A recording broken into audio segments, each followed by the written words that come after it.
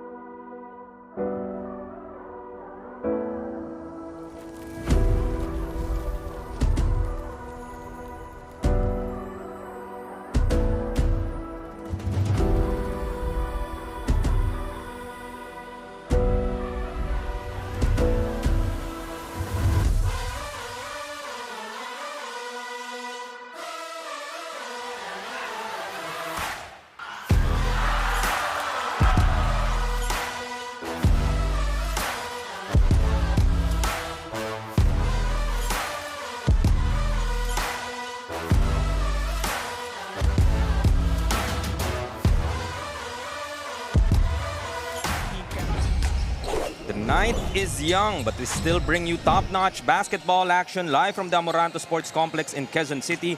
And for our 8th game, we move to the action from the big boys as we feature 18 under North Division playoff basketball for Game 1 of the best-of-3 quarterfinal series between the number 1 Mandaluyong Junior Microsmith against the number 8 Marikina Junior Shoe Masters, who will draw first blood and gain the early upper hand in this short series. Let's get started as we bring you the live coverage of the playoff games of the TMT Play Manny Pacquiao's Junior MPBL. Magandang gabi po sa inyong lahat. I'm MDR, joined by Kyle Sanchez. Bring you the action dito sa ating Amoranto Sports Stadium. And second to the last game, we still have Davao later on, yung top speed going up against the 8th seed nga of Dasmariñas. So 2 more games natin sa inyo ng Junior MPBL. And painit ang aksyon dito sa ating playoffs. Yes, that's right. Game 1 pa lang, no? Dito sa ating playoffs. Pero you can already feel yung intensity ng mga laban natin today. And let's feel that intensity and head to the starting lineups through our venue announcer.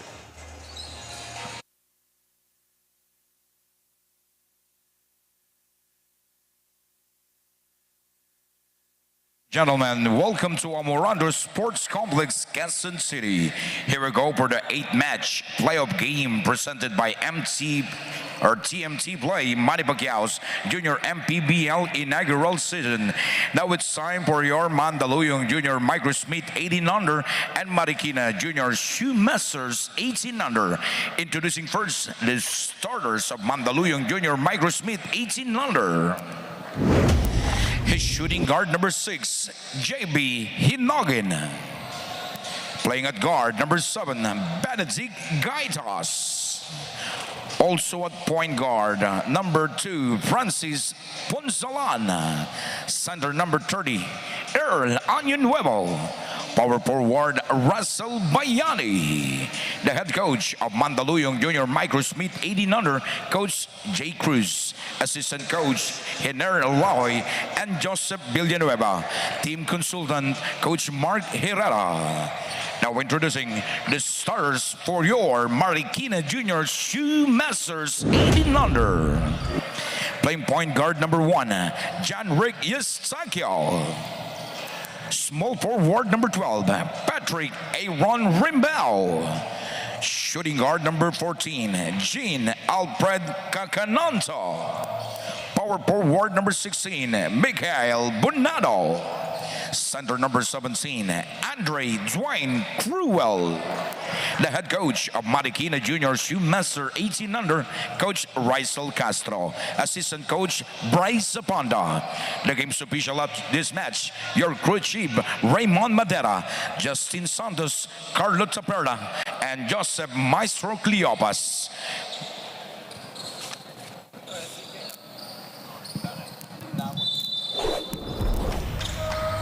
Tip-off tayo for game number 8 on this Friday.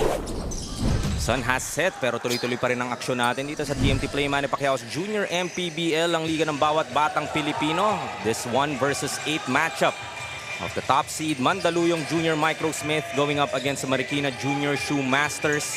18 under division tayo, so these are the big boys. Expecting a tight one between these two squads.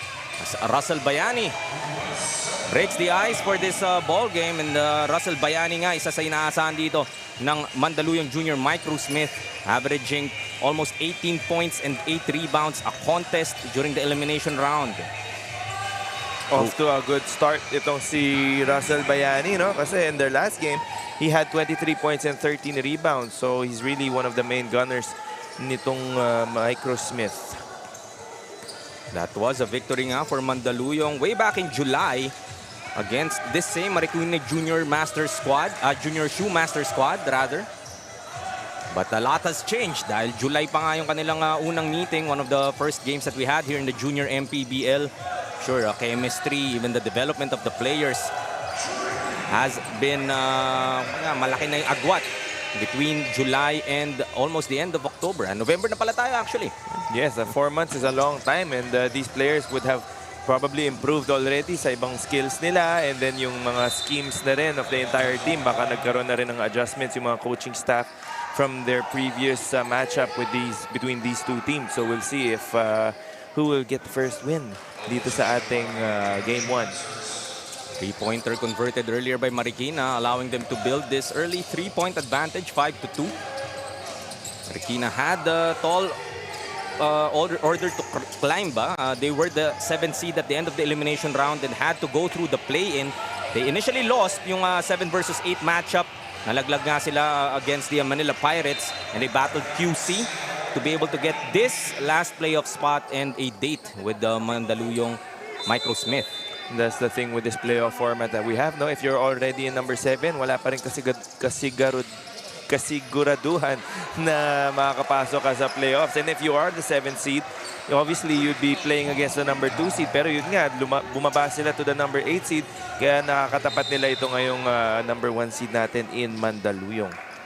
One can argue that it is I guess a much more difficult matchup for anyone. Yung top seed sila for a reason. They finished the elimination round with an 8-2 record. Talking about itong Mandaluyong Junior Microsmith.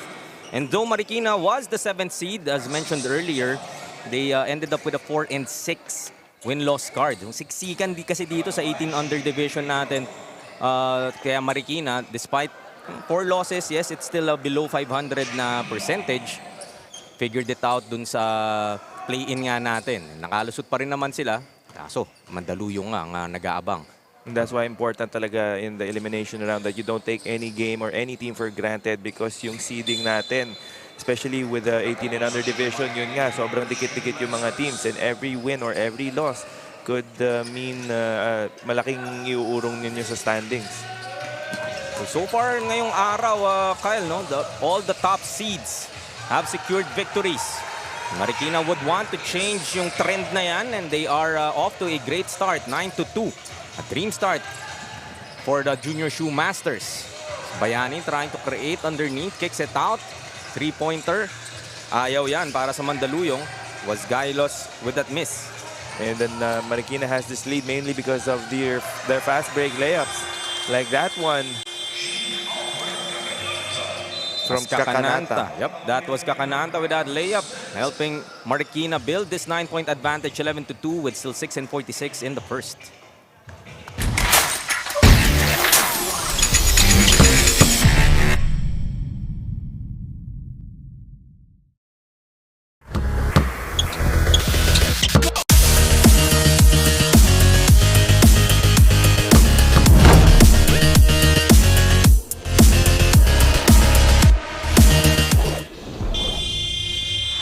Averaging 17.5 points per game. Ano pa nga ba ang hindi natin nakikita dito kay Russell Bayani? When I spoke to their head coach, Coach J. Cruz, namanggit niya nga sa akin na outside shooting daw ang missing pa dito kay Russell, as well as yung kanyang passing. So on this match, china-challenge niya si Russell na mas in-involve pa ang kanyang teammates sa larong ito. When I spoke naman to Russell, para maging bayani siya sa larong ito, mas paninindigan niya. Napapatunayan na kay Coach J na hindi lang siya puro drive at meron din siyang passing and outside shooting. So see about that later on. Sa ngayon, pasalamat muna tayo sa TMT Play for being the sheer fun dito sa Junior MPBL. Gaming is for 21 years old and above only, kaya keep it fun mga kaliga, game responsibly. Parental supervision is advised. Back to you, gentlemen.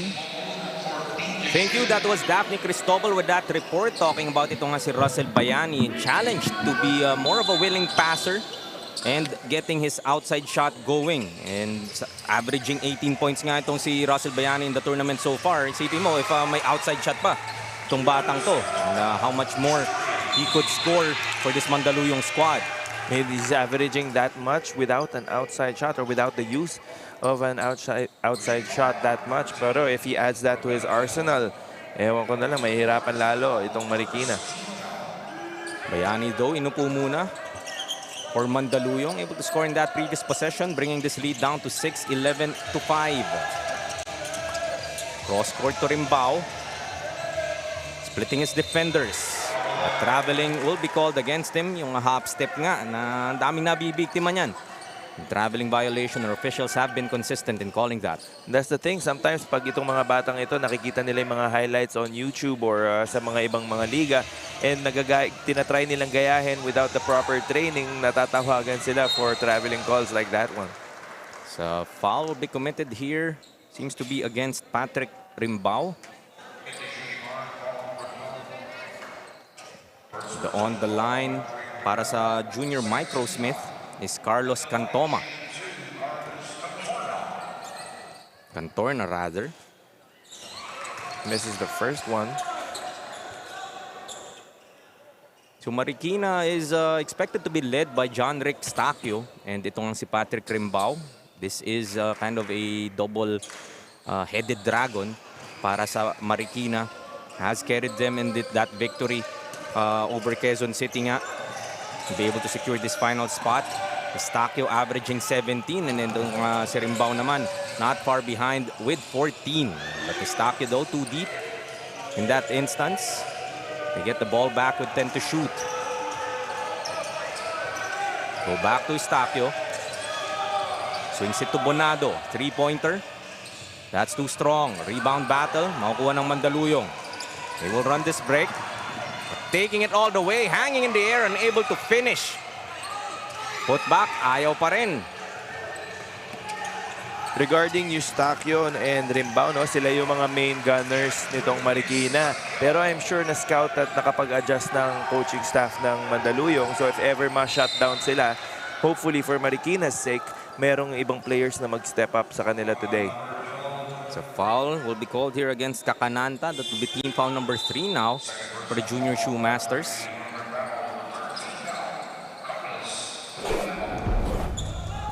Take another look.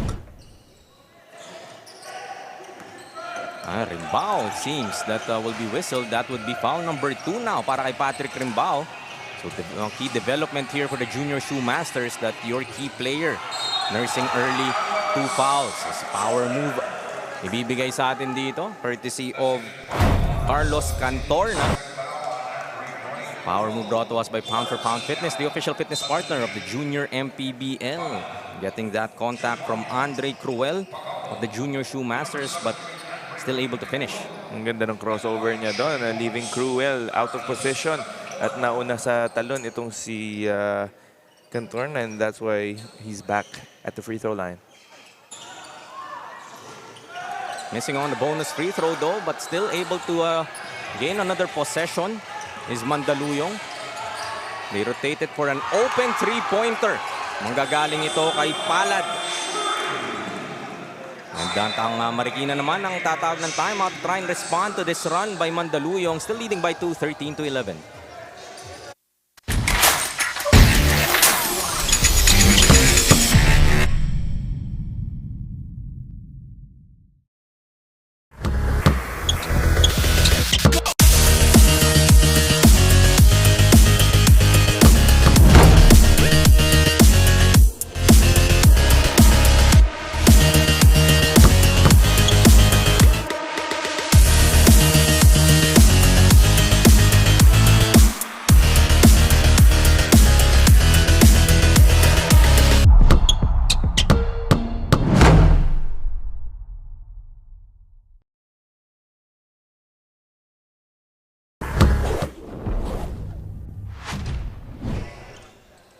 Last 3 and 22 in the first quarter. Battle between Marikina and Mandaluyong. As we have a look at Doride, ang official basketball ng Junior MPBL. Ang bola ng Pinoy. Okay, support local has been the basketball used by the Junior MPBL mula nung games natin way back in July. Speaking of July, that was the first time that these two teams met.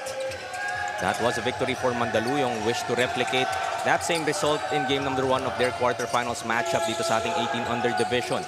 And Marikina got out to an early 9-2 lead, pero just as quickly as they got out to that lead is Mandaluyong, nahabol agad sila. Bonado gets another 2. 5 points so far para kay Mikhail Bonado. They need more of that in the absence of Patrick Rimbao nga with that early 2 fouls. Golyoso to the baseline. Jumper goes. Ganda ng connection nila that time, finding Donoso sa baseline for that short jumper. Monteroso hitting that J. Still a 2-point lead here for the Junior Shoemasters. Close to 2.5 remaining in the first. Eustaquio looking for Bonado once again. P hits sa loob, unable to get that finish. Chance to tie or take the lead here for Junior Microsmith. Under 3-pointer, ipupukol ni Palad. Almost the same result coming up short. Eustaquio will attack Palad. Can't get that layup to go. Rebound battle. This is playoff basketball. Neither of these two jersey number 13 players. Itong ang si Monteroso for Mandaluyong and Pacaldo for Marikina fighting for that basketball, but possession will go back to Mandaluyong. Still looking at this 2-point deficit. I'm loving the intensity so far. First quarter pa lang, no? At game 1 pa lang ng best of 3 playoff natin. Pero you can already feel that both these teams really want to win. Stolen by Marikina. Carlos with that steal. Eustaquio attacking strong. Able to finish. Cantorna will lose it. Almost. Carlos anticipating that passing lane but will lose it on the sidelines. Mandaluyong would keep it with still a minute and 14 left in just the first quarter.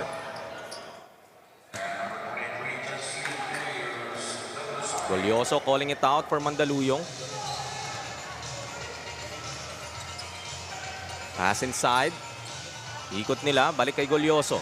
Just 7 to shoot for the white shirts. Another baseline jumper. Ipupukol but short for Monteroso. 47 seconds remaining. Pacaldo loses the basketball. Monteroso attacking. Itong si Pacaldo able to finish. And just like that, we're back to 0. Tie ball game, 15 all para sa dalawang koponan natin. Kakananta able to get that bump. Not the basket, but will instead have a chance to earn it from the stripe.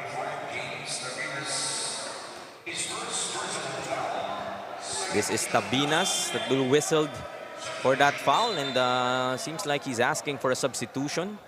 Hingal na hingal. He's been working hard for the Junior Microsmith. 31.6 seconds still remaining in our first quarter. Missing on the first is Kakananta. Still a deadlock at 15. After that strong start nga by Marikina, as you mentioned earlier, 9-2. But Mandaluyong showing why they are the top seed in this division. Able to respond and tie this ball game. 0 of 2 was Kakananta. Mandaluyong recovers. 24 seconds left in the game. Attacking the hoop and the floater will be short. Ayaw para sa Mandaluyong. Marikina recovers. Still 14 seconds. Ball fake. Blocked. But Kakananta off the glass. 2 seconds remaining. Have to put it up. Monteroso will miss on that final jumper. We will end the first with a 17-15 scoreline in favor of the Marikina Junior Shoemasters against the Mandaluyong Junior Microsmith. Take a peek at our TMT play move of the game. This was Eustaquio finding Rimbao underneath. Ganda talaga ng chemistry ng dalawang key players na to for Marikina, giving us our TMT play move of the game. We'll be back with the second quarter in just a bit.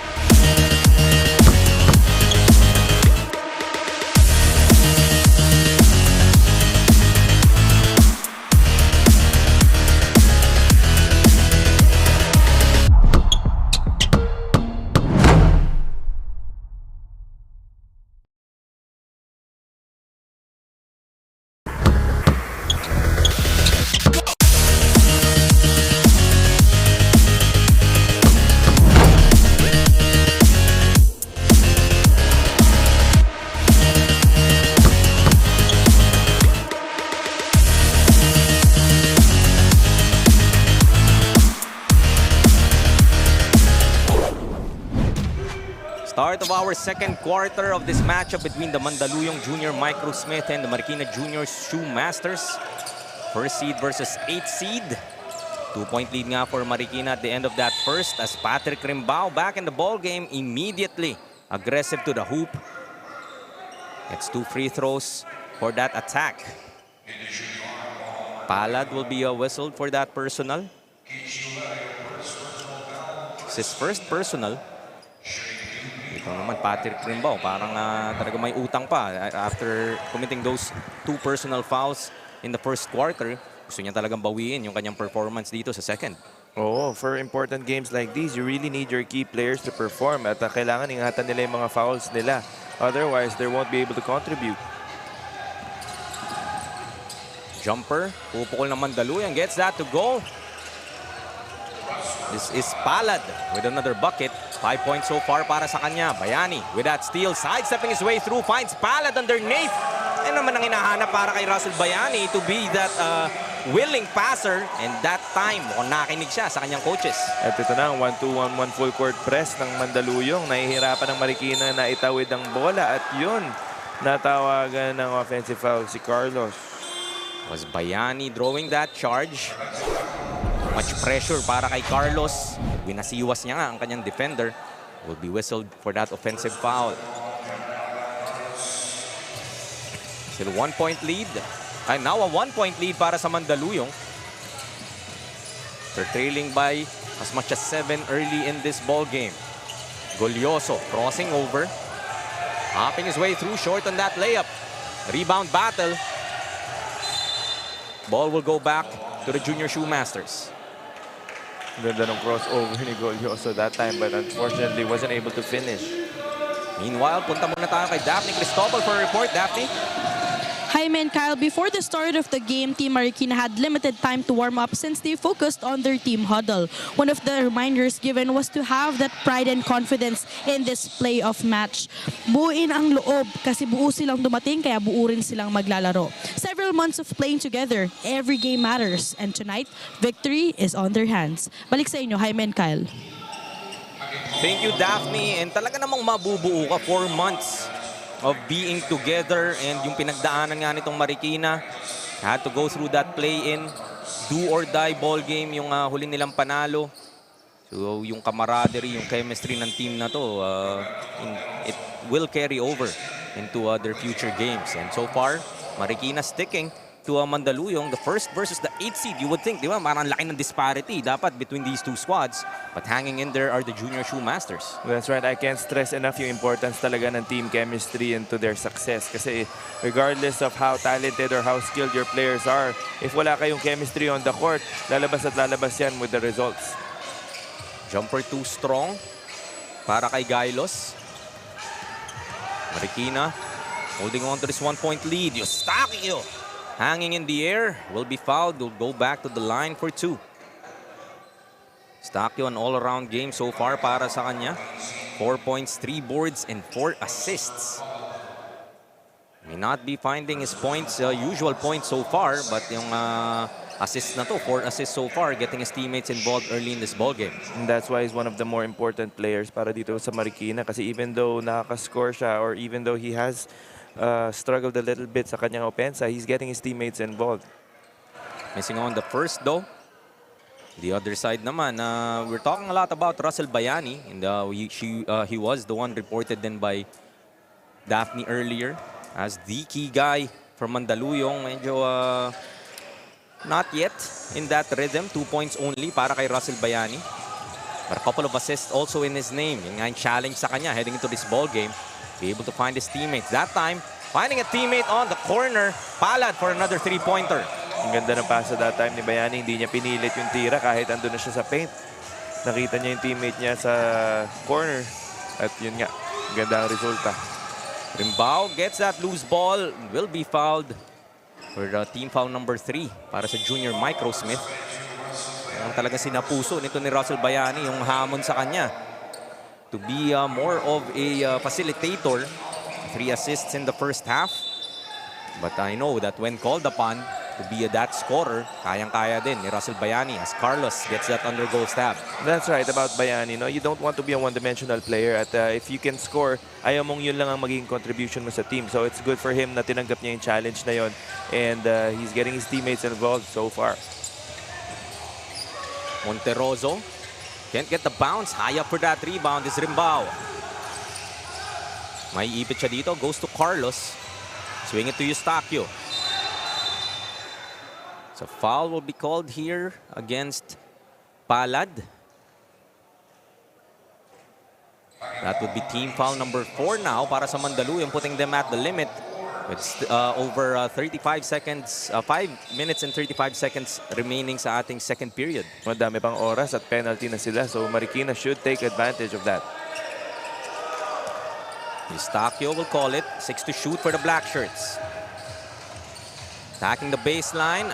Will miss on that J. Was Pascual. Takbo sa kabila. Palad pulling up. No go. Blocked by Pascual but foul. Sabi ng ating officials.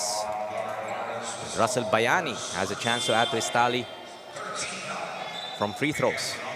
Ayan na, Russell Bayani being a little more aggressive, crashing that glass. At babalik siya sa free throw line for another pair of freebies. So also one of the prolific rebounders that we have here in the 18 under division. Averaging 8 a game. Kung titignan mo naman yung frame nito ni Russell Bayani, you wouldn't think that I won't label him as a big man per se, no? But strong-bodied. You can see din sa legs niya, no? Medyo muscular yung legs nito ni Russell Bayani. And I don't know if idol niya si Scotty Thompson or not, but for a guard, he's really elevating and putting himself in good position to get those rebounds. And he's not shy to show us yung kanyang physique sa kanyang legs. Eustaquio attacking the baseline, goes to the reverse. Won't go. Rebound battle. Makukuha ng Mandaluyong. This is Monterroso. Pass stolen. Eustaquio will run it. They have a 3-on-3. Gets the bump. Able to finish once again. Cruel trying to fight for that. Naman yung agawan sa bola dito ng parehong koponan. So 4:30 remaining. 23-22. 1-point lead for the junior Micro Smith. Ball will be tapped outside. Baseline inbound para sa Mandaluyong. Sisika Cananta. Checking back in for the junior shoemaster. So pull muna si Carlos. Kabila naman Monterroso also taking a breather in lieu of Fernandez. Corner 3, ayaw. That was Hinogin. Kakananta kakapasok pa lamang. Gets the bounce. Shooter's bounce. Marikina now with a 1-point lead, 24-23. Teodoro, no look.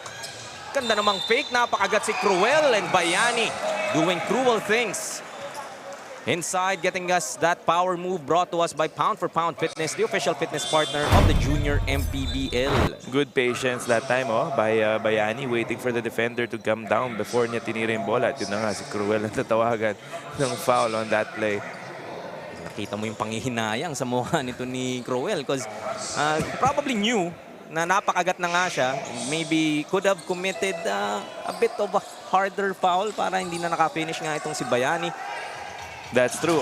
Or since mas matangkad siya kay Bayani, he could have opted to just put his hands up para ma-distract man lang kahit paano itong si Bayani. Pero yun nga, kumagat siya. Ganda na rin kasi ng head fake na ginawa doon ni Russell Bayani. Beautiful hair as well nitong si Russell Bayani. Sino namang hindi mapapakagat sa head fake? Jumper in the key, won't go. Another opportunity para sa Mandaluyong. Hinogin takes it outside, attacking the hoop strong, unable to get that basket. Another opportunity, cleaning it up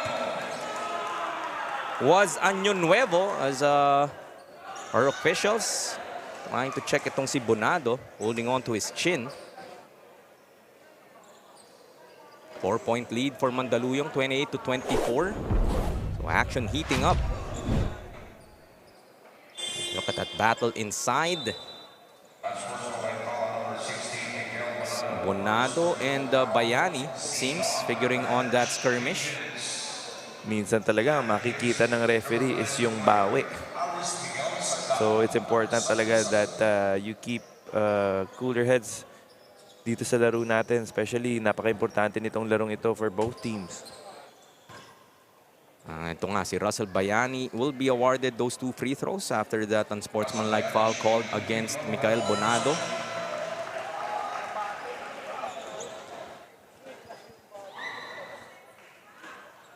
This is the biggest lead so far for the junior Microsmith at 5, 29-24. May chance pang ang dagdagan ni Russell Bayani, and it does exactly that, 30-24 now. 2:56 still remaining in our first half. Mandaluyong will keep possession. Masakit yan. If you are Marikina, naskoran ka na, non-sportsmanlike ka pa, balik ulit ang bola dito sa Mandaluyong. Straight away para kay Hinogin. Short on that three-pointer. Rimbaw with another board. Foul will be whistled against Bayani. And that will mean free throws para kay Patrick Rimbaw. Both teams now in the penalty na pala, no? Nahabol nga ng Marikina. Maaga na penalty itong Mandaluyong. And we were saying that they should have taken advantage of that. A little over 5 minutes pa nga. Mandaluyong was already in the penalty. Consecutive fouls from Marikina in that possession alone. Nung natawagan nga si Bonado ng unsportsmanlike foul. And biglang sila na rin yung penalty. 2 of 2 para kay Patrick Rimbaw. Pass stolen by Ku. And that foul not doing any favors dito kay Mandaluyong. Teodoro giving it up, and Ku will go to the line for a couple. Dapat talaga mas maging maingat na yung mga players natin in committing tiki-taki fouls. Like that one, wherein hindi naman in a scoring position yung kanilang binabantayan. Freebies nga ang ibibigay dito sa Marikina as the first one goes para kay Ku, joining the scoring column for his first points of this ball game.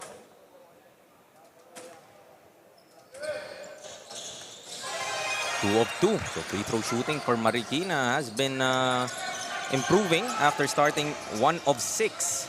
4 of 4 sila courtesy of Rimbaw and Ku. They go to Teodoro. Lefty finish. Ayaw. Rebound goes to Estacio.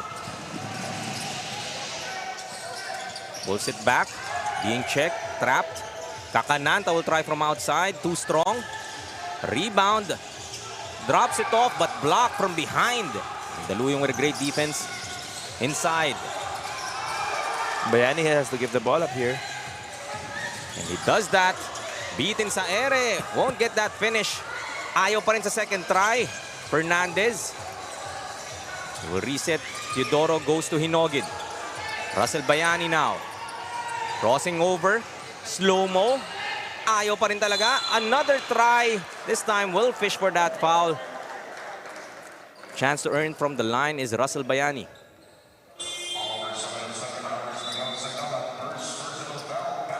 It's the first foul whistled against Aris Sakdalan, junior shoemaster big man. So Russell Bayani nga, slowly but surely piling up the points. He did try to facilitate the earlier part of this ball game with 3 assists. He's averaging close to 18 in the tournament, now in double digits with 10.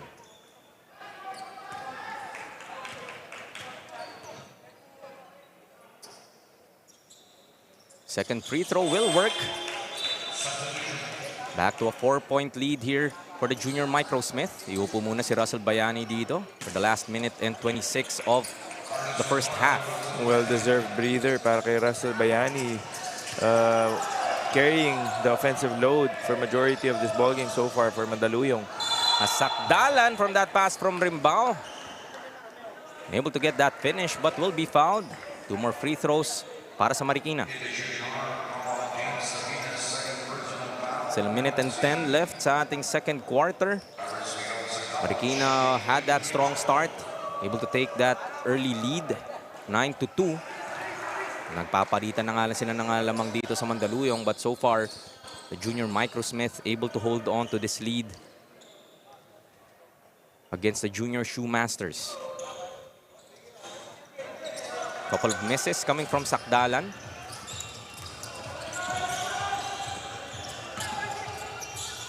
Cantorna will take that 3 ball. That's off. Sakdalan gets the rebound. Another whistle. Sakdalan has a chance to redeem himself from the charity stripe. And to finish this second quarter, it's going to be a free throw shooting contest for both teams. No? They have to hit their free throws. Kasi mukhang it's going to be a tight ball game. So whoever hits the free throws might come out on top here later today. Marikina so far, 5 out of 11 from the stripe at 45%. Mandaluyong shooting at a higher clip, 66% with 8 of 12. So far, it has been Mandaluyong taking advantage of the free throw battle. Sakdalan missing on his free throw.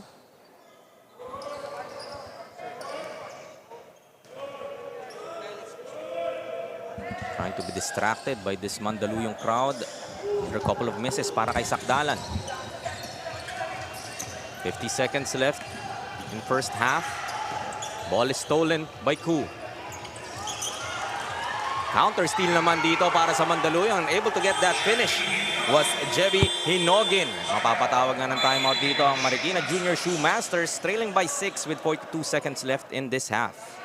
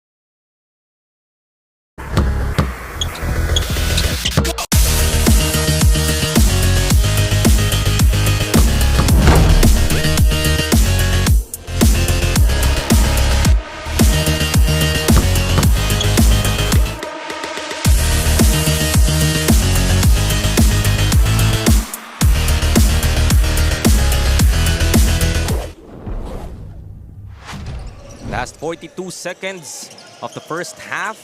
Marikina looking at the 6-point deficit against the Mandaluyong Junior Micro Smith. Almost another steal here para sa Mandaluyong. Monterozo bothering itong si Ku. Till 16 seconds to shoot for the black shirts. They would want to build some momentum, put them in a better position heading to the second half. Alam naman natin how formidable this Mandaluyong squad is. Really proving kung bakit sila naging first seed. Another steal coming from them. Palad this time. Unable to finish, but there to clean it up was Golyoso. Another sorry miss. Talagang 2 opportunities there. Able to convert for Mandaluyong as Carlos will be called for that offensive foul. Willing to take that contact was Cantorna para sa Mandaluyong. Ang ganda ng defense na pinapakita ng Mandaluyong here, getting that steal. And even though they missed the layup, they get the possession back with that offensive foul. We'll be back with the last 21 seconds of this quarter in just a few.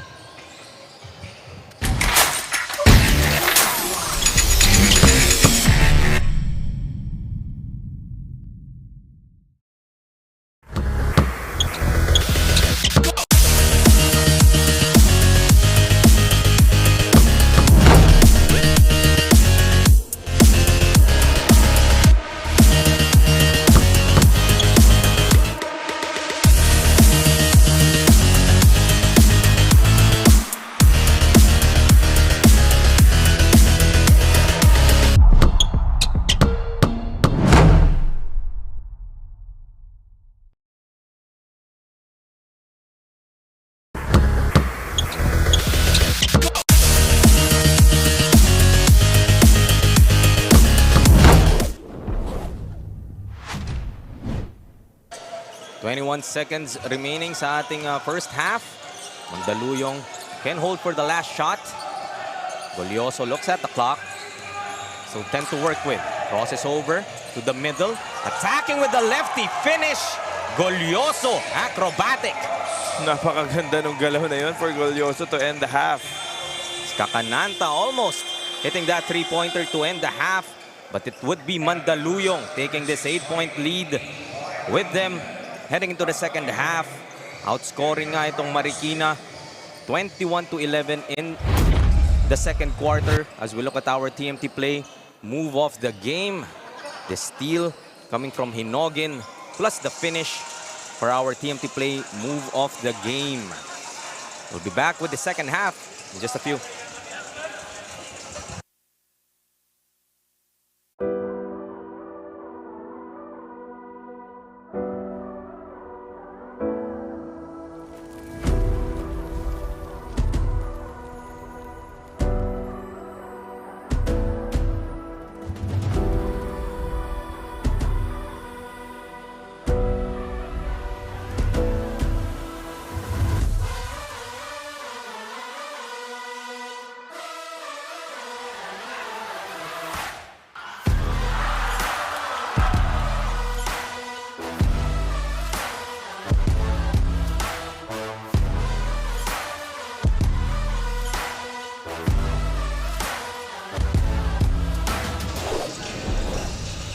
I'm here with Assistant Coach Joseph Villanueva ng Team Mandaluyong Junior Microsmith.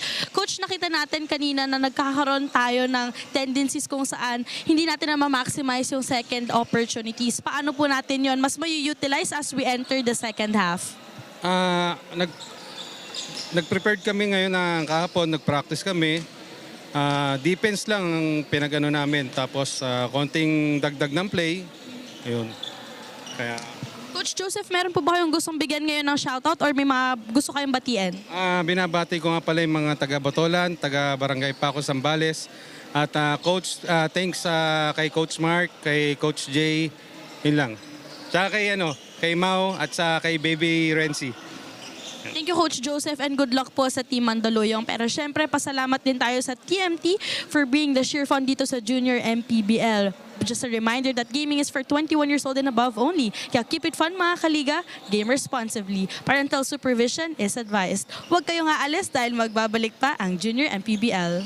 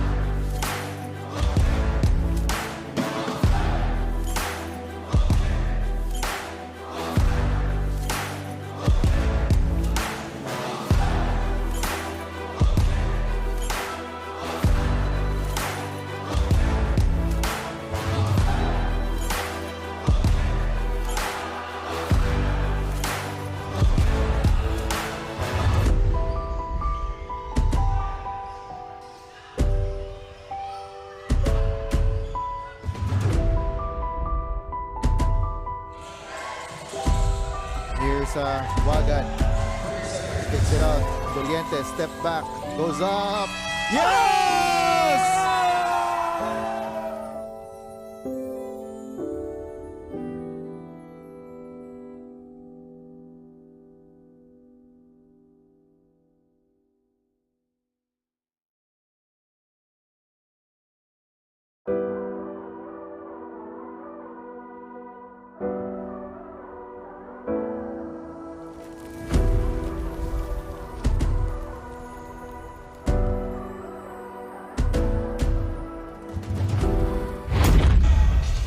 Moments before we resume our second half of action of this matchup between the Mandaluyong Junior Microsmith and the Marikina Junior Shoemasters sa ating 18 under division.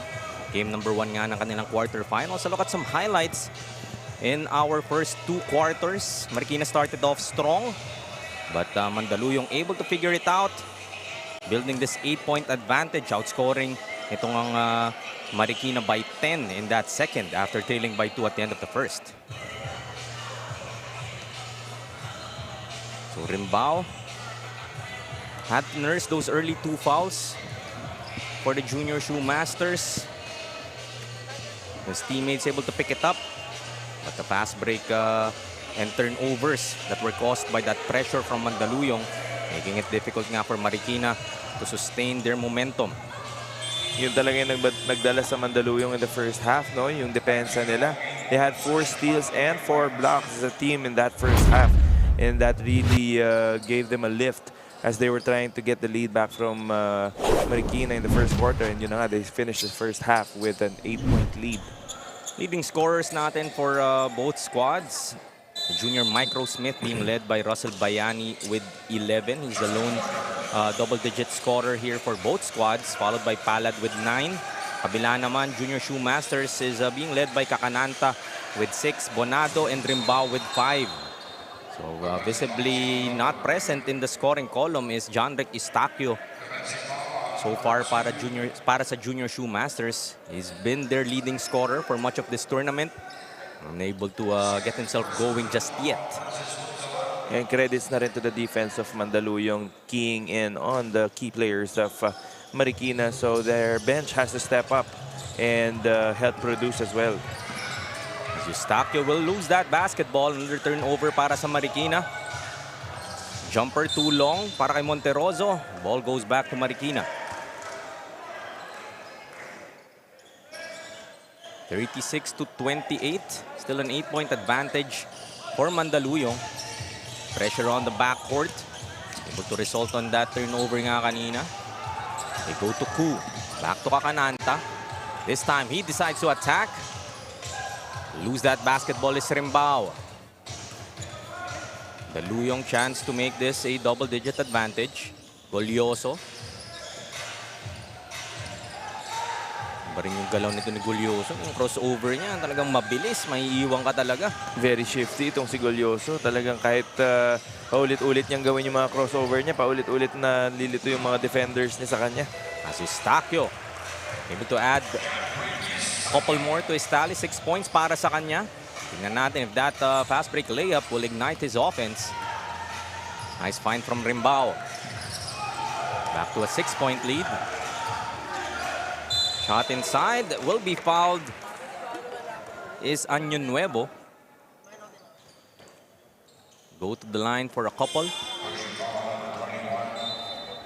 Año Nuevo so far 2 points to go with 6 rebounds. So, he's been the man in the middle here, controlling the boards for the junior Micro Smith. First free throw won't go. Medyo maalat sa free throw itong parehong kuponan beginning that second quarter. Especially itong Marikina, 5 of 14 from the stripe in that first half. Able to split his charities was Año Nuevo.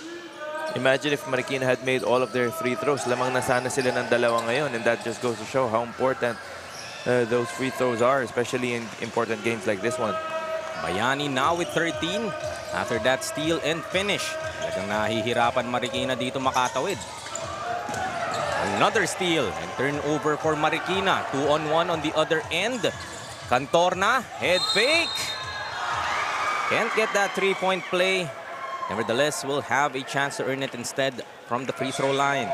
Maganda yung maturity and patience na pinapakita ng mga players ng Mandaluyong. Just like the head fake and N1 that Bayani had earlier. Ngayon naman, si Cantorna did the same. Hindi nga lang pumasok ang kanyang shot, but he will head to the line.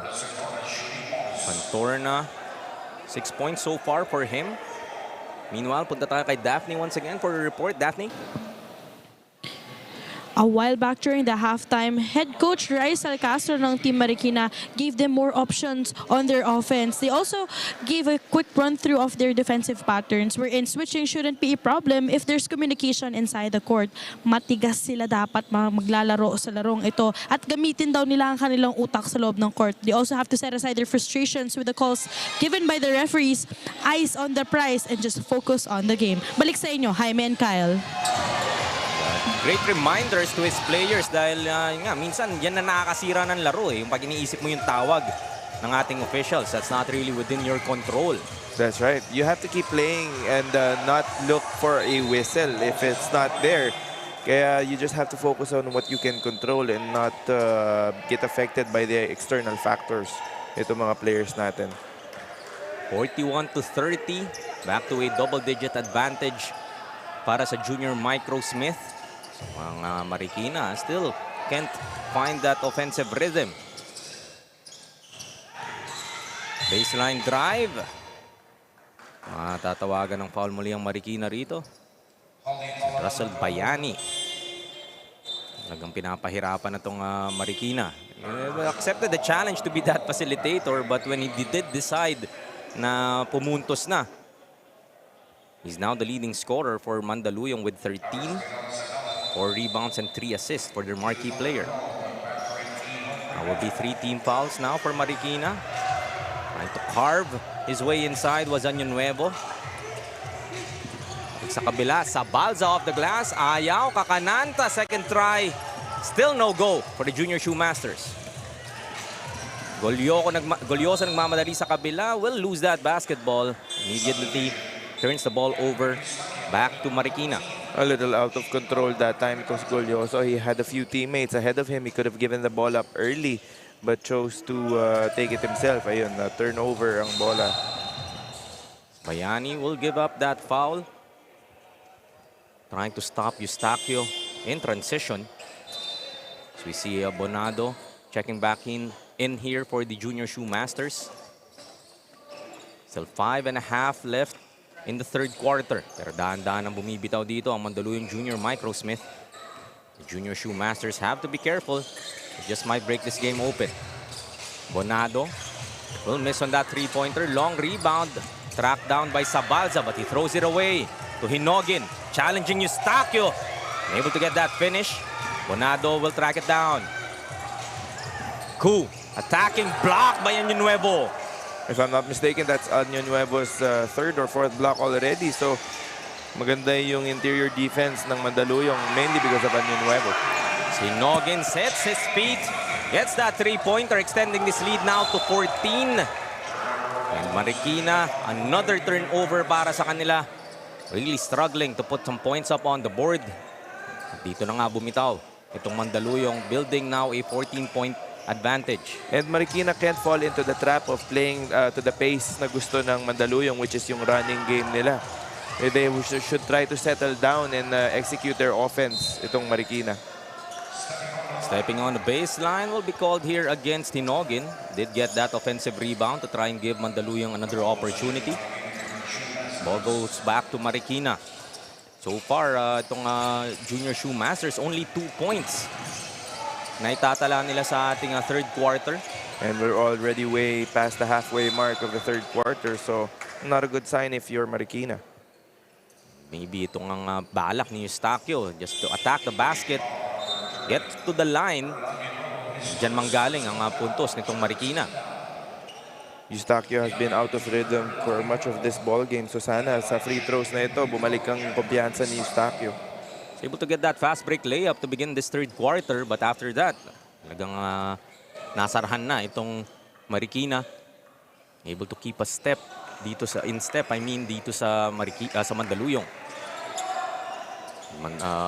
Eustaquio will miss on his first free throw. Still 4 minutes remaining sa ating third quarter. Your Marikina, you did start well. You have shown that you can string those baskets. Pero talagang tong Mandaluyong, balancing-balance. You would think it's just gonna be led by Bayani, but several players have stepped up in the scoring column. Missed from outside, but able to get another chance. Jumper would go para kay Orbania. Alam niya kung saan mapupunta yung bola na yun after that initial miss. Eustaquio, susubok na naman. Goes to Ku this time. Able to get that basket. So yung mga opportunities para sa Marikina, nandun naman eh. Talagang hindi lang nila nako-convert. Somehow, hindi lang pumapasok yung mga shots ng Marikina. Even those easy layups, nami-mintis nila. And maybe that's because of the pressure na rin na binibigay ng depensa ng Mandaluyong. Pressing them for most of this ball game. Napapagod na yata yung mga players ng Marikina. As I can see, some of them already medyo nakatungkod na. Malasa nga muna dito to try to address that fatigue factor. Now a 15-point lead being held here by the Junior Microsmith. To the corner. Baseline drive, kick it out. Orbania, mapupunta kay Hinogin. Three-pointer, ayaw. Rebound battle. Another opportunity. Orbania calls his own number. Short on that three. Eustaquio corrals it. He will run the break. Ahead is Ku. Will be fouled. Kita mo yung panghihinayang ni Ku eh. Kasi siya yung nagkaroon ng opportunity sa loob kanina. Wasn't able to get that basket. But this time around, chance to get a couple from the stripe. Na-foul si Ku doon on that play. Pero he still missed his layup. So I can sense his frustration nga. Kasi because nauna na siya sa defender niya eh. So that should have been an easy layup for him. The chance to address the free throw woes here for the Junior Shoe Masters. Gets the first to go.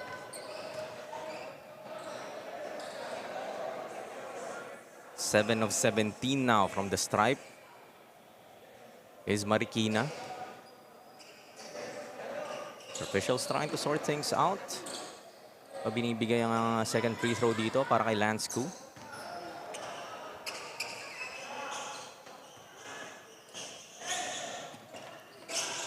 Second free throw rattles out.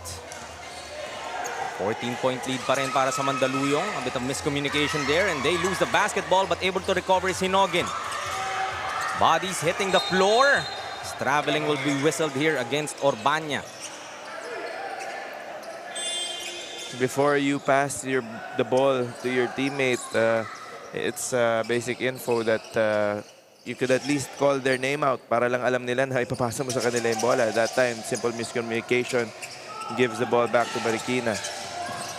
Now Eustaquio attacking. Aggressive to the hoop. Penalty na nga ang parehong koponan dito and that would mean free throws for John Rick Eustaquio. Split his charities earlier. Eustaquio so far, 7 points, 5 rebounds, and 4 assists. Averaging 17 nga. Able to get that offensive rhythm. Itong si Eustaquio. Actually, and itong si Rimbao, their top 2 scorers. Talking about itong Junior Shoe Masters. Making it difficult to buy a basket, especially here in the second half kung saan tuluyan nang bumibitaw itong Mandaluyong. That's right. Itong si Patrick Rimbao, hindi ko pa masyado nararamdaman here sa ating third quarter. So hopefully, if he checks back in sa fourth quarter, he'll make his presence felt. Mukhang kinakailangan na talaga siya ng Junior Shoe Masters. Eustaquio missing another free throw. Chance to make it up for the second. Making sure of that. 13-point lead para sa Mandaluyong. A minute and 40 left sa ating third quarter. There's still a lot of time para makahabol ang Marikina. They just have to get stops on defense. Go to the corner. Cantor na for 3. That's off. Palad won't get the bounce. The rebound battle. Cantor na gives Mandaluyong another opportunity. Hinogin drops it off. Beautiful find para dito kay Kirk Fernandez. Pang-ilang offensive rebound na yun ng Mandaluyong, and that is not gonna help the case of Marikina. Hinogin looks to attack. May reset. Hindi nga kaya magmandali dito. Still 14 to shoot for the white shirts. Open is Palad for 3. Rattles out. Another offensive rebound para sa Junior Microsmith. Cantor na naman ang susubok and he will be fouled by Zedric Sabalza of the Junior Shoe Masters. Nothing going the way of Marikina. That's a bad foul for Zedric Sabalza. No? Mintis na nga yung 3 points doon and they got the offensive rebound pero short pa rin yung 3-pointer pero yun nga, na-foul. And he'll go to the line for 3. Carlos Cantorna, 9 points with that free throw. Opportunity to get into double digits for the Junior Microsmith. Not a lot of players are in double digits in this particular ball game. Russell Bayani with 13. And Cantorna joins him now with 10. Sa kabila naman for Marikina, the closest is John Rick Eustaquio with 8. 3-4-3 para kay Cantorna. Extending this lead to their biggest now, 51-33, 18 points. Almost another turnover by Marikina, really having some trouble with the pressure being provided by Mandaluyong. Bonado will miss, 40 seconds remaining. Could go for a 2-for-1. Pure Mandaluyong. Palad gets it back to Hinogin. Cantor now asking for it. Aatake si Palad. Kick it out to Cantorna for 3. Great rotation for the junior Microsmith, resulting into that 3-pointer. So 6 straight points para kay Carlos Cantorna. At dahil nakita niya pumasok ang bola with those 3 free throws he just hit, mukhang lumaki na yung butas ng ring para kay Cantorna. Skapananta finds Ku for that 2. 54-35, 19-point lead pa rin para sa Mandaluyong. Bibitin sa ere, Hinogin. Hinog na hinog in that attack. A power move brought to us by Pound for Pound Fitness, the official fitness partner of the Junior MPBL. This was Gailos rather, apologies. With that attack, look like Gulyoso dun sa ganung galaw. That was Hinogin, tama. As I thought it was focused on Gailos for a bit. Doubted myself. Hinogin nga completes that 3-point play. There's a second remaining. That ends our third quarter. 22-point lead mounted here by the Mandaluyong Junior Microsmith, 57-35. So look at our Jinky Skin face of the game. For game number 8, we don't lack for a lack of beautiful faces here in our Junior MPBL.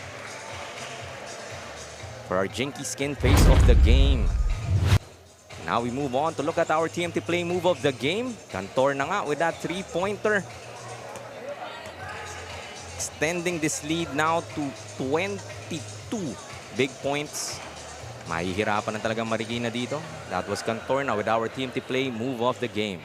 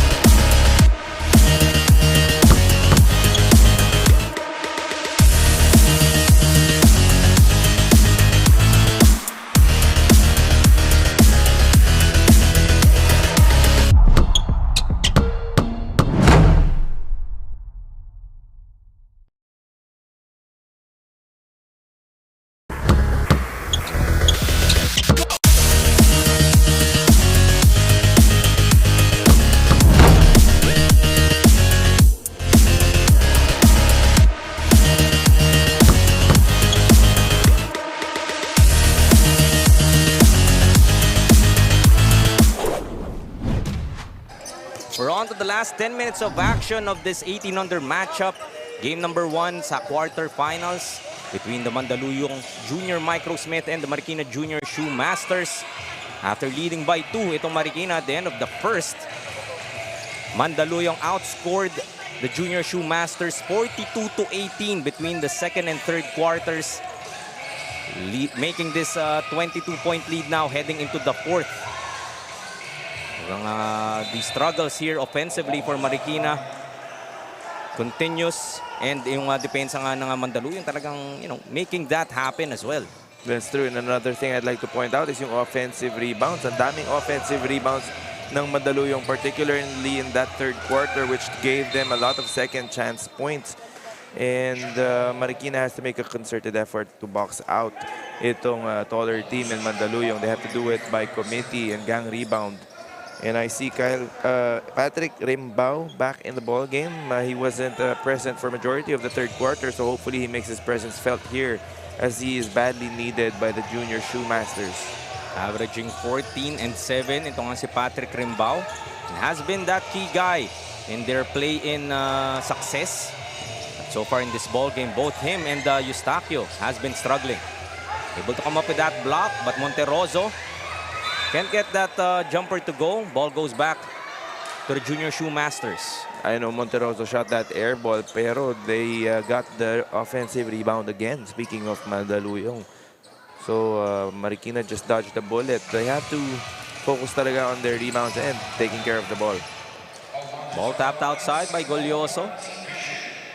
Marikina would keep it. Rebounding natin dito, 43-31 plus 12 for the Junior Microsmith. And mostly from the offensive side, as you pointed out. Still can't get the basket. That time, block was Sabalza. Another three-pointer, pupukol ni Cantor na, ayaw.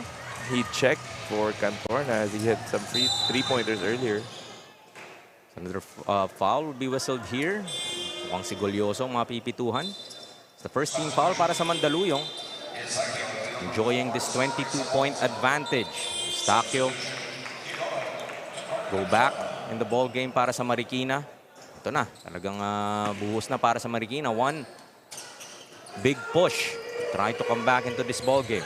And they had some defensive stops these past few possessions, pero they had to hit their shots as well. Eustachio though will miss on that attempt, but Tabinas will be called for this loose ball foul. May iwan ang bola dito sa Marikina. Bonado also checking back in. So most of the starters here, the Junior Shoe Masters at the beginning of this fourth quarter, being plugged in na nga. They go to Bonado. Another foul here against Mandaluyong. So if you are Marikina, you like that there are early fouls here by Mandaluyong. 3 team fouls to be exact. With still 7:55 in this quarter. No possible early penalty para sa Junior Microsmith. Carlos for 3. That's short. Ball goes back to Mandaluyong. Still 7:44 left sa ating fourth quarter. The 7 points ang skinor nitong Marikina in that third. The separation from Mandaluyong really came from that quarter. Teodoro blocked by Rimbao. Mandaluyong will keep it on the baseline. Ganda ng passing that time by Mandaluyong, but good effort as well by Rimbao for that block. Just 8 to shoot here para sa Junior Microsmith. They go to Golyoso. Hinogen for 3. Off. Rebound by Bonado.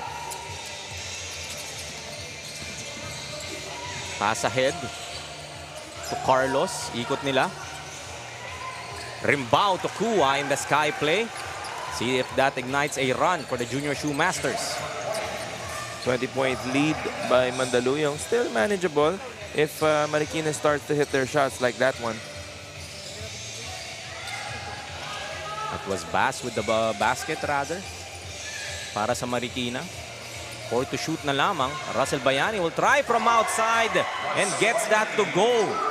Talaga naman, Russell Bayani doing it from everywhere. Getting 3 more points. 16 so far para kay Russell Bayani. Firing on all cylinders. Itong si Russell Bayani doing it from inside and out. Talagang he's proving why he's the main guy for Mandaluyong. 16 points, 7 rebounds, and 3 assists so far for their marquee player, Russell Bayani. He's on the way to duplicating the numbers that he had in their last matchup. Who will attack? Too strong. Tatapik nga ni Bastion from the outside. Ball goes back sa mga nakaputi. So this is just the first game of their quarterfinals matchup. Magkikita po muli ang dalawang koponan na to. At lahat ng ating games would now be best of 3 as we head to our JuniorMPBL playoffs. So far, yung tema ng higher seed, dominating yung mga lower seeds, has been the theme for today. 21-point lead still, 60-39. They slow it down, could afford to do so. Leading by a big margin, itong Mandaluyong. Keyhole jumper, won't get the bounce, is Año Nuevo. Sku will be fouled, and that would mean free throws for the Junior Shoe Masters. As Russell Bayani gives up another one, that would be personal foul number 4 para sa kanya. If there is going to be any glimmer of hope para sa Marikina, is that Mandaluyong is already in the penalty with 5 minutes remaining. So if they'll be able to get fouls and go to the line, they could potentially at least cut this lead down. And maybe take some positives with you heading into that second game nga. Saan if it would be an impending win for the junior Microsmith, you'd want to at least get some confidence heading into that matchup. Who gets the second free throw? Still 5.5 left sa ating fourth quarter. 60-40. 20-point lead para sa Mandaluyong. Throw to Bayani. Iikot na nga lang nilang bola rito. Slowing things down. Bayani fishes for that foul against Carlos. Just the first team foul here for the Junior Shoe Masters here in the fourth. Tala nga ang Mandaluyong. Penalty na nga.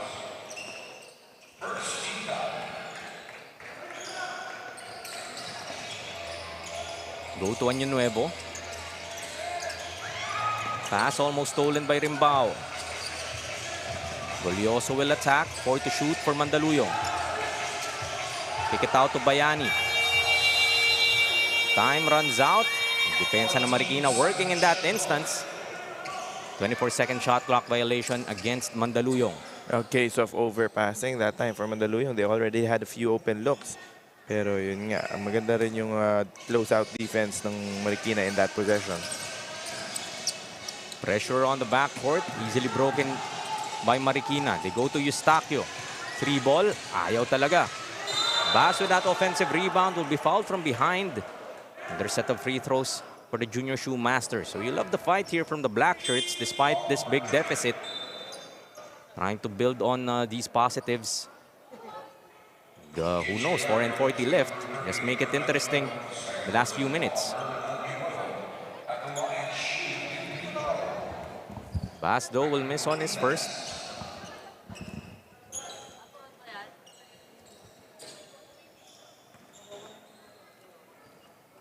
$60 points na ang Mandaluyong dito against just 40 of Marikina. And the free throw struggles for this Junior Shoe Master squad. Tagang not in their favor. 9 out of 24 now. Something that they have to look at and look to address heading into the second game of this quarterfinal series. Sayang, no? Sayang yun, no? If they had just hit their last 4 free throws, it would only be down to a 16-point lead. That would be very much manageable para sa Marikina. But yun nga, mintis ang mga free throws nila. So it's still a 20-point lead for Mandaluyong. And that's only the area nga that they have had opportunities to put some points up. They've been struggling for the field. Shooting for Marikina, 15 out of 46 so far. 32%. 30% shooting lang ang Mandaluyong dito, although they've had significantly more attempts. 66 to 46 field goal attempts. And that's because of all the offensive rebounds that they had. As Hinogin gets another and one. Power brought to us by Pound for Pound Fitness, the official fitness partner of the Junior MPBL. Hinogin able to finish despite that contact. Bass too late to recover. Trying to block it in transition. It resulted to an end one instead. 62-40, 12-point lead pa rin ang Mandaluyong.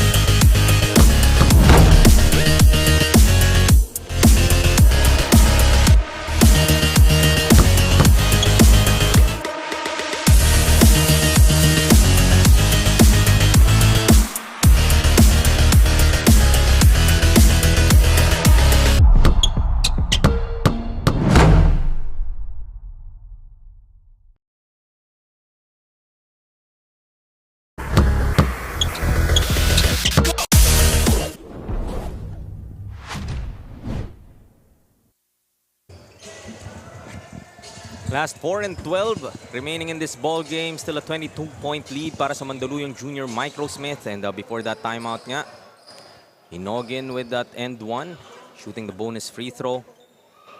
And to extend this lead once again. Gets that free throw to go. So kabila naman sa storya ng free throw, no? 16 of 21 for them, really capitalizing on those opportunities. We've talked a lot about the Marikina struggle from the field and from the line as Eustachio gets that basket. Yung kumpiyansa ni Eustachio has to be built. And may game number 2 pa nga for these two squads. And that time would be Carlos. That breakaway layup, leaving nothing to chance, is Mandaluyong calling for some time, still leading by 19 with 3:52 in the fourth.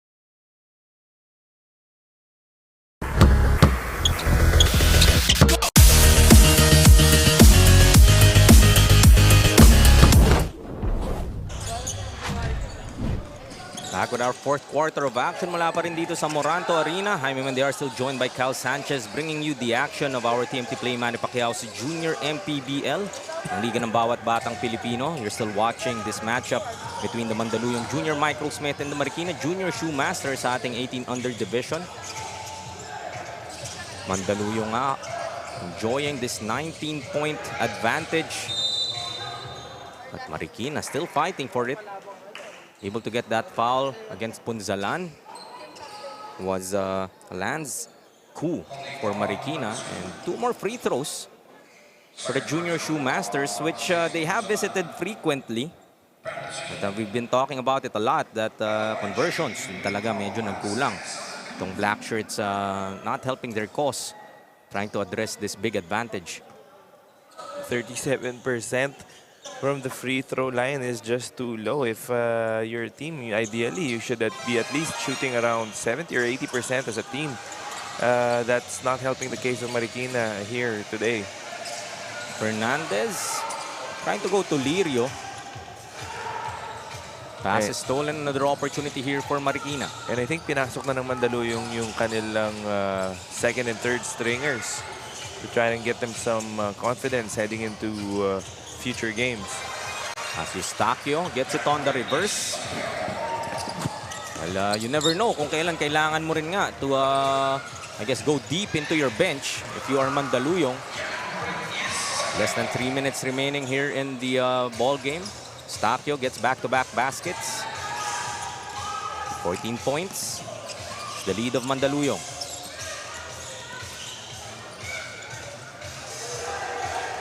Go outside for a 3 ball, and that goes para kay Gailos.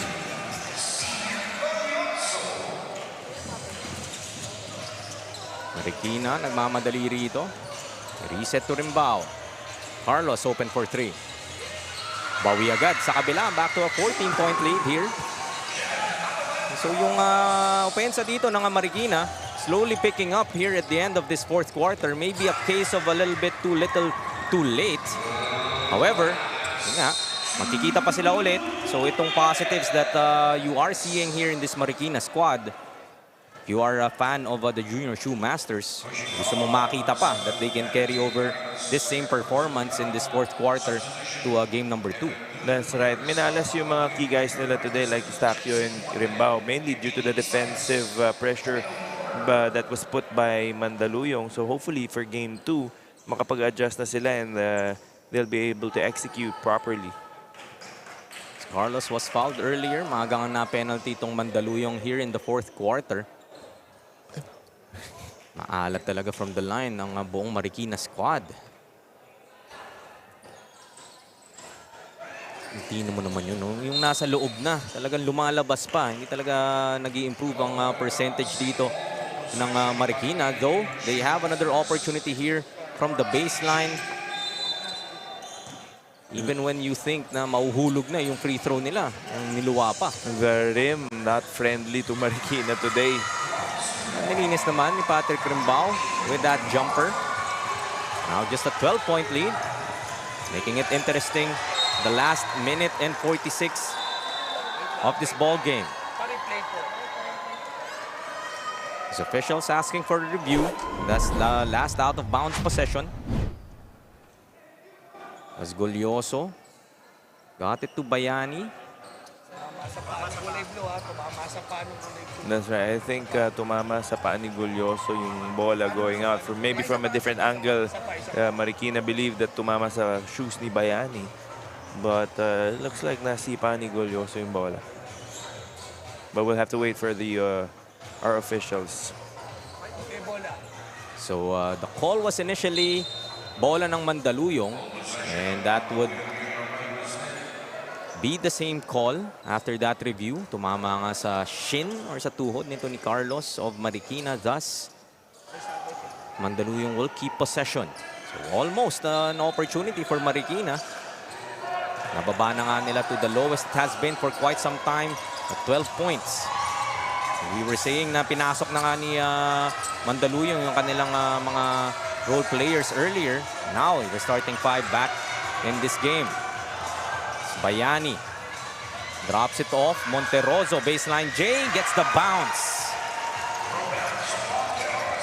So, kung yung bounce hindi nakukuha ng Marikina, dito naman sa kabila, Mandaluyong able to get some of those friendly bounces, and they throw the ball over again. Back to a 14-point lead here for the junior Microsmith. Almost lost that basketball. Russell Bayani, easy layup. Timeout will be called here by the Marikina Junior Shoe Masters after that great run. Now trailing once again by 16. Just a minute and 10 left in this game.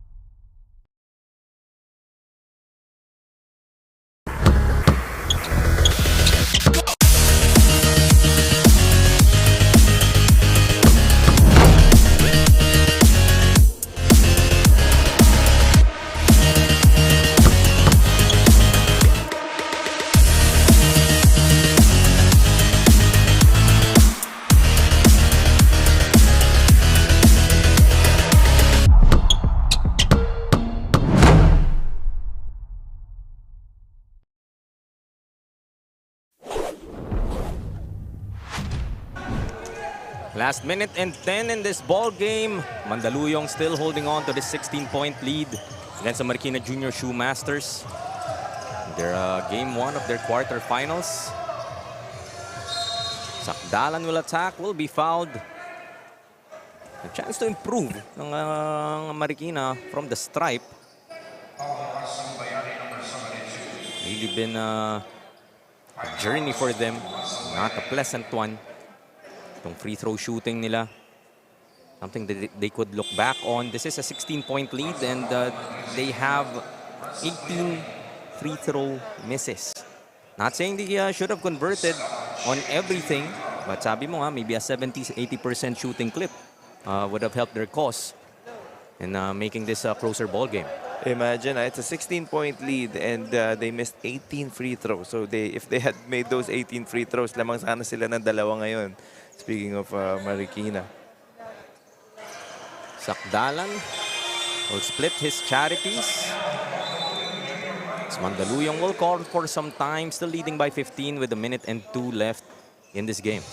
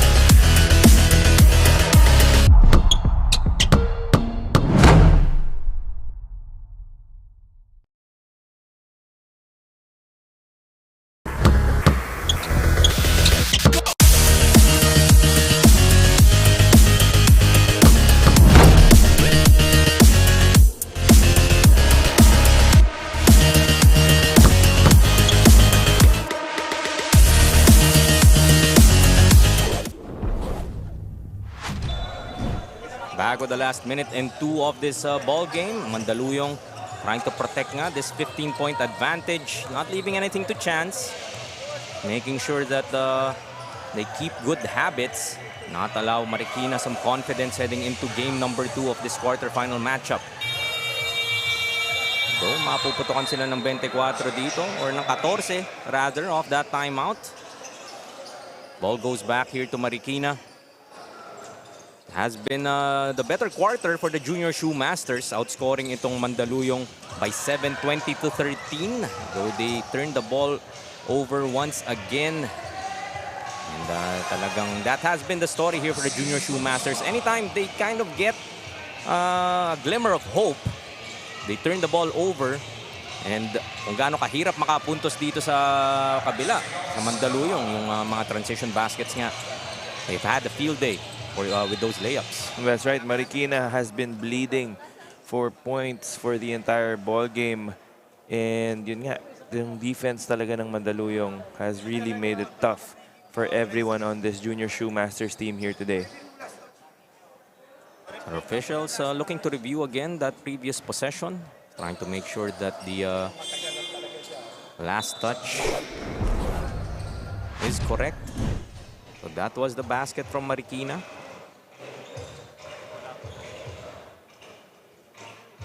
It was the possession after that. We're trying to have a second look. So 24.7 seconds left, and this is just game number 8. For those that are still with us, may isa pa po tayong laro. The Davao Red Cubs and Dasmariñas, Don Facundo AJ Hoops will be battling it out for a 9th and final game for this Friday. And then this weekend, meron pa ulit tayong another set of 9 games for Saturday and Sunday dito pa rin sa Amoranto Sports Complex. We're inviting you to join us here live. Wala po kayong gagawin this weekend to enjoy youth action. Has been great ball games, competitive ball games. You know, this is a lopsided score if you look at the numbers.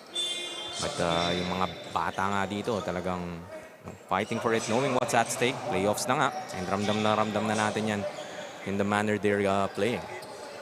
And like majority of today's results, the top-seeded team will draw first blood.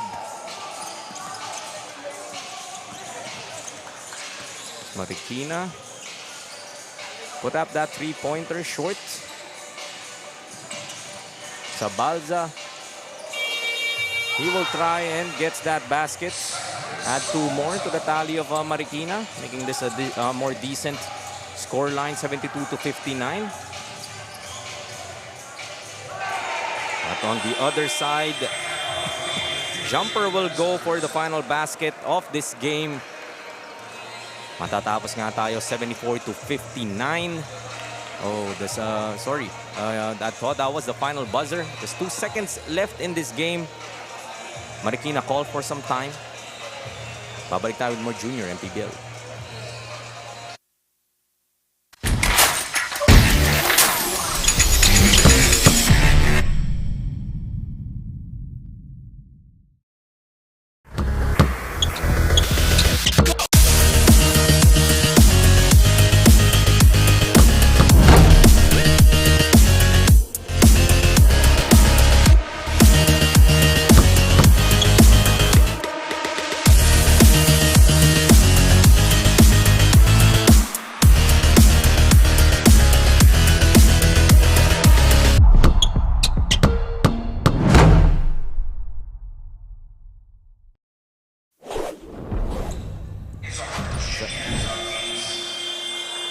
Let time run out are the Junior Shoemasters. Diyan nga matatapos ang ating game number 8. 74-59 in favor of the Mandaluyong Junior Microsmith. Getting the first win in this best of 3 against the Marikina Junior Shoemasters. They will meet each other once again. The chance na makabawi nitong Marikina to extend this series to a 3rd game. As we look at our TMT play, move of the game, Cantorna to Russell Bayani. 2 of what He scored 18 points in total. No surprises there for this marquee player of the Mandaluyong Junior, Micro Smith. He was challenged to be more a facilitator. Napagbigyan naman with those 3 assists. But when he was called upon to score, made sure to put up 18 markers. Russell Bayani stamping his class over the competition here sa ating first game of their best of 3 series with Marikina. And yun nga, siya ang ating player of the game. Kasama niya nga si Daphne Cristobal for our TMT Play Best Player of the Game. Russell Bayani, naging bayani na naman sa larong ito. He scored 18 points, 7 rebounds, and 5 assists. Congratulations to you and your team, Russell. Gusto ko lang tanungin, paano mo i-rate yung performance mo since nagkaroon ka pa ng isang bonus 3-point shot, although napaaga yung graduate mo during the 4th quarter, last 1 minute? Para sa akin po, 10 out of 10 po. Kasi alam ko po sa sarili ko na binigay ko po talaga yung best ko. Yun po. Russell, meron ka bang gustong pasalamatan ngayon or batiin? Ay, syempre po, unang-una po kay God kasi binigyan niya po ako ng lakas tsaka talino para sa laro na to. And sa sponsor po namin, unang-una sa team manager po namin kay Colonel Nils Estrella po, kay Boss May, and sa mga sponsors sa 3MD Logistics, Star Group, CU Motors, tsaka Asia Now. And sa family ko po, syempre, mga nanood po, yung papa ko, dyan po kay Papa Ray, kay Kuya, kay Ate Rachel, and sa, sa mga sa amin po, sa ninong ko, kay Ninong Pong, and kay Ninong Nestor, tsaka sa mga taga sa amin po. And yun po, sa mga taga sa amin, yun lang. Once again, congratulations, Russell, and to the rest of Team Mandaluyong Junior, Micro Smith. Back to you, gentlemen. Thank you, Daphne, and congratulations once again, Russell Bayani, our TMT Play Best Player of the Game. And he did play like a hero here para sa Mandaluyong. Final thoughts on this 1 versus 8 matchup, Cal? Well, ang ganda ng defense na pinakita ng Mandaluyong all ball game, and I want to see if Marikina will be able to adjust come game 2. The Marikina would look to steal one against his top speed Mandaluyong. They showed glimpses of it after that strong start nga. They unable to sustain that momentum against this formidable Mandaluyong squad. That would be a wrap for game number 8, a 15-point victory para sa Mandaluyong, 74-59. Last game coming right up. Diyan lamang po kayo, magbabalik mo kami ni Cal Sanchez with more of your Junior MPBL, ang liga ng bawat batang Pilipino.